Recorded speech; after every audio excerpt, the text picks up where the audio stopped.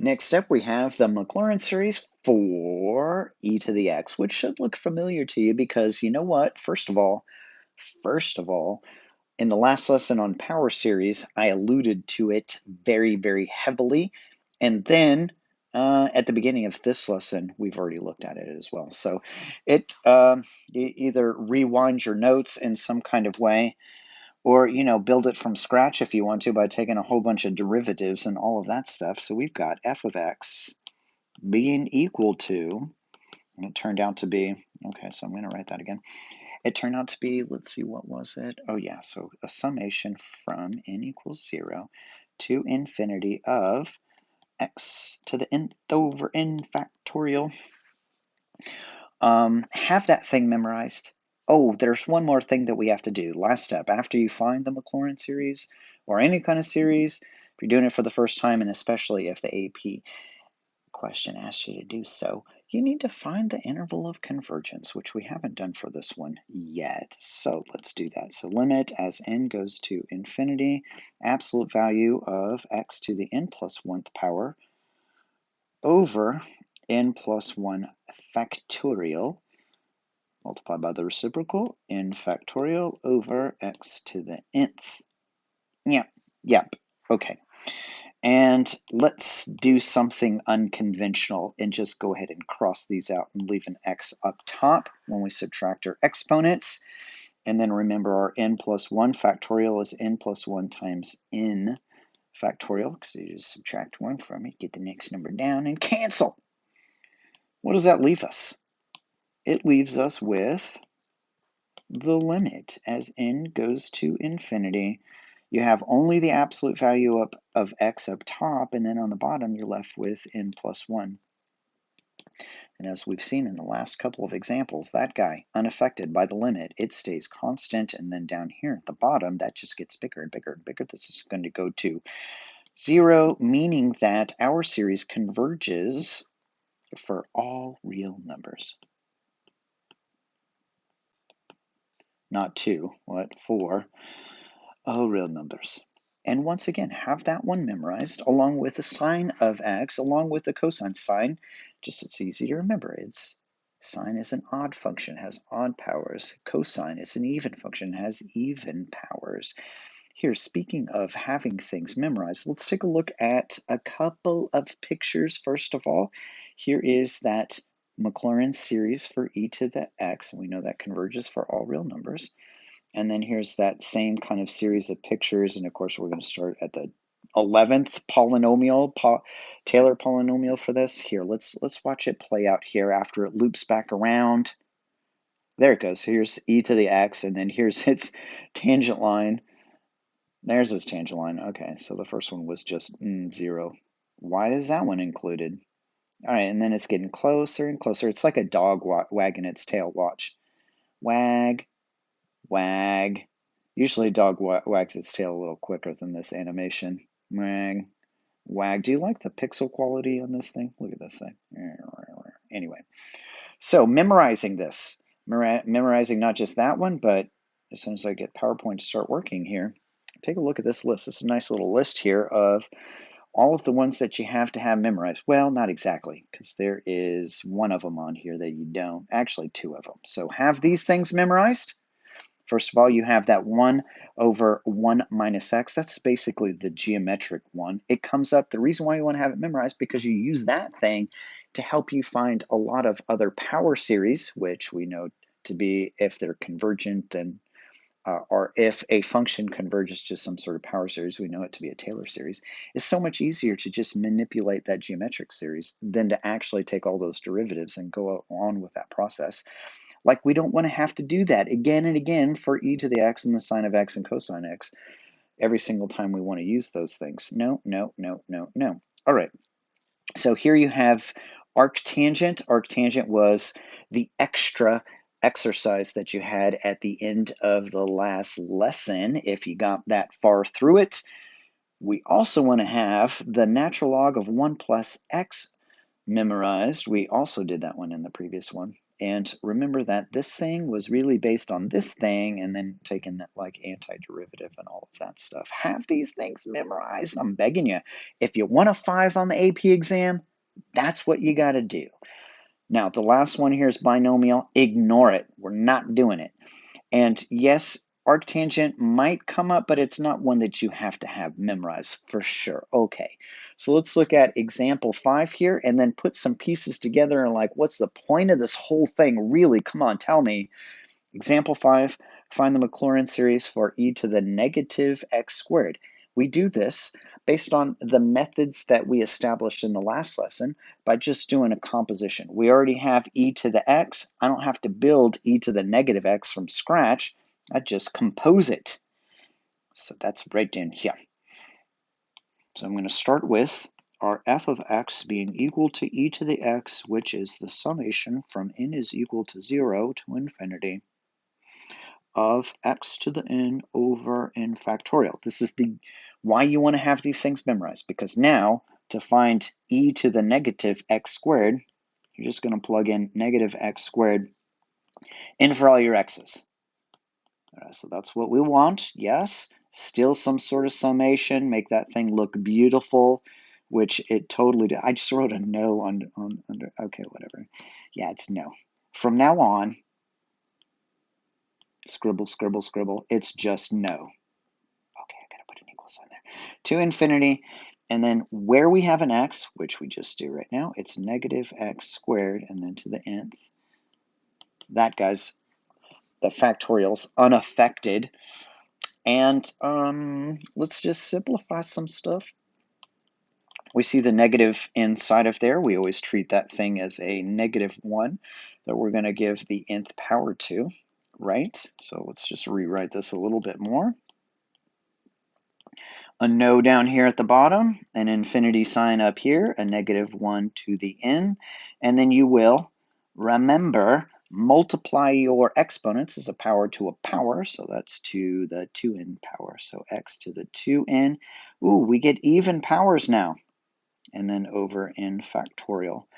And because we have this alternator in here, this makes an alternating series. So when we look at the next example, we're going to see how useful this is.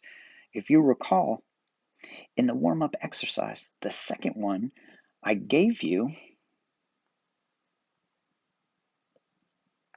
a definite integral that you could not solve by hand. The reason why you couldn't is because e to the negative x squared does not have a closed form antiderivative. So the best that we can hope for is an approximation. How are we going to approximate it? By turning this guy into a polynomial. So it tells us that we want to approximate this with an error of less than 0.01. Okay, all right, so I know that that's like 1 over 100. So that's just going to tell us how many terms to use. We don't know how many terms that's going to be just yet, not until we start actually composing our little series that's going to make up our answer. Okay, all right then. So I'm going to start like this. I've got the antiderivative, actually definite integral from 0 to 1 of e to the negative x squared with respect to x.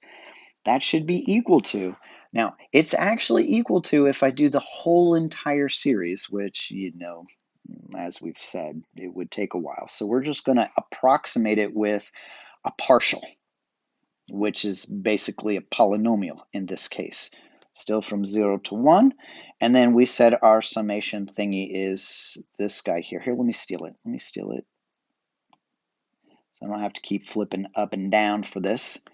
Cosine, and let's just put it right here. Did I say cosine? I don't know why I said cosine. I meant copy. Yeah. Brain. Okay, so we're going to start with plugging in a 0 here. Plug in a 0. That guy's just a 1. That's going to be an x to the 0 power. That's just a 1. And then a 0 factorial is also a 1. So we'll start with a 1. When I plug in a 1, now it is negative for our next term. Plug in a 1, that's going to be an x squared. And then over a 1 factorial, which is just, you know, just 1. So I guess I don't need that. Just make it x squared.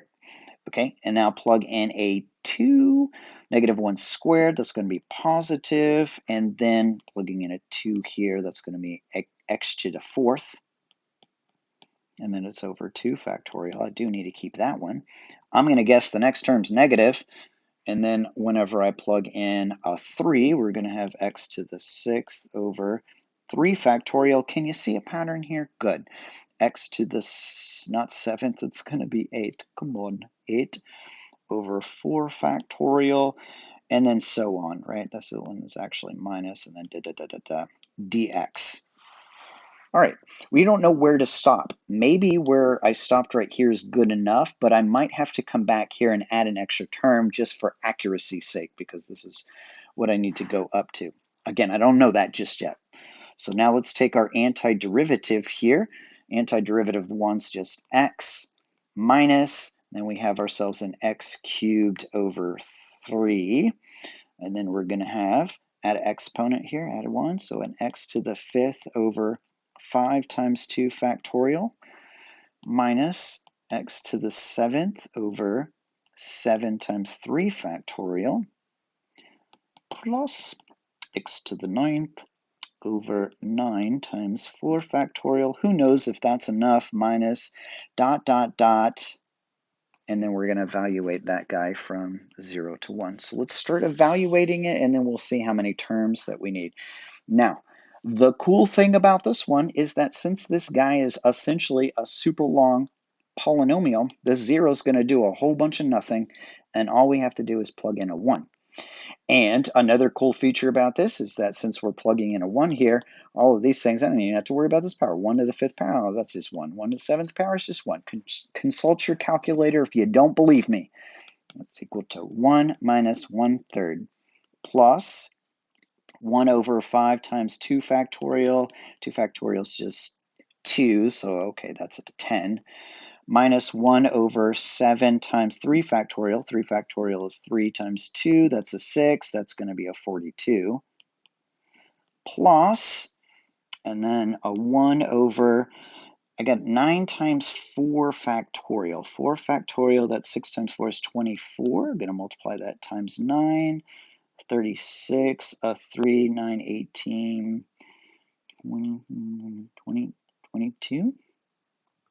I'm going to check my math on that one because it might be 216. Here, let me check again. Let's see. 9 plus 36. Okay, yeah, that's golden. And that's 18 plus 3 is a 21. Come on, that's a 21, not a 22. And where's this 221 even coming from? I didn't even put a 6 in there like I was supposed to have. Okay, 216, and then minus dot, dot, dot. It just keeps going here. Let's get rid of the evidence. Let's delete the evidence. Now then, now it's time for us to decide how many terms that we need to use. First of all, I'm going to get the red in here. It's important. It is alternating. Alternating series. Why is that important? It's important because it's super easy for us to be able to tell how accurate we are with an alternating series because we just look at the first neglected term, the first one that we're not going to use. All right, so just for example, let's say that I'm going to use the first 3 terms. And if I were to add up those fractions, of course, it's not exactly what this integral is equal to, but the most that it could be off is the absolute value of the next term right behind it. But this is 1 over 42. Take the absolute value of it. We don't need it to be negative. 1 over 42 right there. Compare that to 1 over 100. Well, that guy right there is bigger, right? You got a smaller denominator, so that's a bigger fraction. So that's not good enough. So we're not going to go to just 3 terms. How about we go to 4 terms? If we go to 4 terms, then the most that we could be off by is the next term right after it, which is 1 over 216. Compare that to 1 over 100, and it's definitely smaller, right? Because we got that larger denominator down here. That means that this thing right here, we are guaranteed that it is going to be that accurate right there.